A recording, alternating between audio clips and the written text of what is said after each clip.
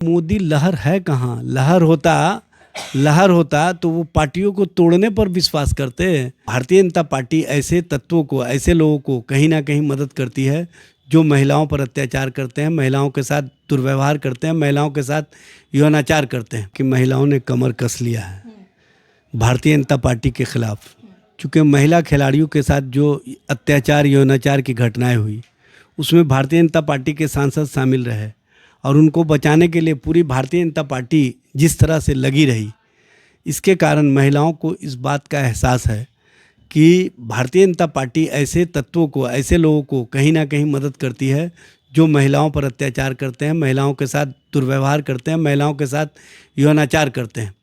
और इस मामले पर जो महिलाओं में गुस्सा है उसका प्रकटीकरण आपको चुनाव में देखने को मिलेगा और स्पष्ट रूप से देखने को मिलेगा। मोदी लहर को इस बार कैसे तोड़ पाएंगे? भाई मोदी लहर है कहाँ। लहर होता तो वो पार्टियों को तोड़ने पर विश्वास करते हैं। अपने ही पार्टी के कार्यकर्ताओं के माध्यम से वो चुनाव में जाते हैं।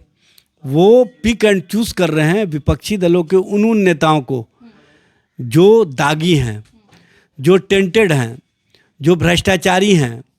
आपने देखा होगा प्रधानमंत्री जी जब महाराष्ट्र गए थे तो उन्होंने कहा था भ्रष्टाचार में भी आदर्श होते हैं। ये पहली बार मैं सुन रहा हूँ। और उसी आदर्शवादी नेता को भारतीय जनता पार्टी ने अपने साथ मिला करके राज्यसभा भेजने का काम किया। अशोक चौहान को किस तरह की राजनीति है, किस तरह की सोच है।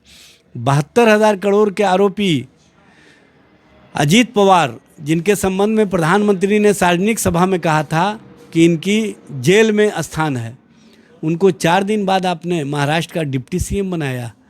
आपने उनको सुशोभित किया और अपने वॉशिंग मशीन में ले जाकर के भ्रष्टाचारी को सदाचारी बनाने का काम किया। इसी पर सवाल है मेरा सर कि बिहार में आरजेडी कितना तैयार है?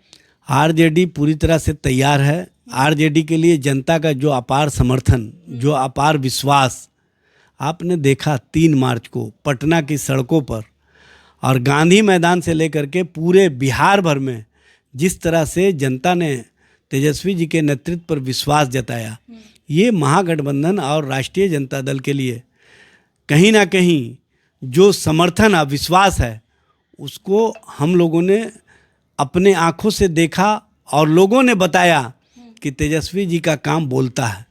तेजस्वी जी ने जो नौजवानों को नौकरी दी, रोजगार दिया, उसके प्रति लोगों का आकर्षण दिखा। रोजगार की अगर बात करें तो वो तो नीतीश कुमार दे रहे हैं ना। भाई नीतीश कुमार दिए होते तो 17 वर्षों में वो कितना रोजगार और नौकरी दिए ये बताए ना।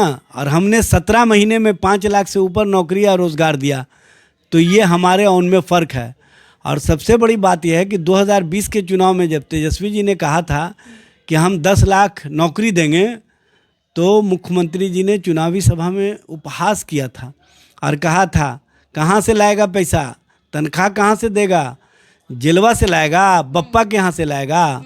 उसी तेजस्वी प्रसाद यादव ने जब सत्ता में भागीदारी की और नीतीश कुमार जो थके हुए मुख्यमंत्री थे उनको दौड़ा करके उन्हीं के माध्यम से सारा काम करवा करके ये बताने का काम किया कि हम जो संकल्प लिए थे, हम जो चाहते थे कि नौजवानों के चेहरे पर मुस्कुराहट आए, नौजवानों के चेहरे पर जो खुशियां हैं वो देखने को मिले, बिहार का भविष्य बेहतर हो, उस दिशा में काम किए गए।